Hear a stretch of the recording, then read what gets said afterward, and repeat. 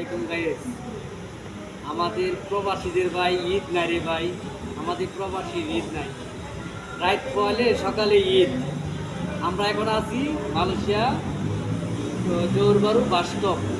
রাত্রের বাজে 12টা। আমরা কখন যামু চিন্তা ভাবনা করতেছি। গাড়ি আসার জন্য 3-4 ঘন্টা লেট করতেছি। 3-4 ঘন্টা লেট করে গাড়ি এখনো লাস্ট টিপ যাওয়ার জন্য আমরা চেষ্টা করতেছি। এরপর টিকিট 35টা টিকিট 80 টাকা দিয়ে টিকিট কাটছি। এখন মনে করেন যে যামু বড় ভাইয়ের সাথে এক জায়গায় আমরা ঈদ করবো। ঈদ করে আবার 2 দিনের ছুটি পাইছি। এই 2 দিন ছুটি পাওয়ার পর আমরা আবার যার যার নিজ নিজ কাজের জায়গায় আমরা চলে আসবো।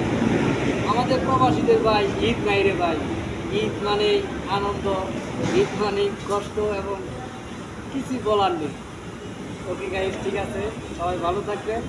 আর একটি কথা না বললেই নয়, এই যে মালয়েশিয়া আছে আপনাদের দেখতে পাচ্ছেন বড় বড় বাস। এইসব বাস দিয়ে আমরা যাইতে হবে এখন কলারামপুর। আমরা এখন আছি জোরগড় থেকে কলারামপুর যাবো।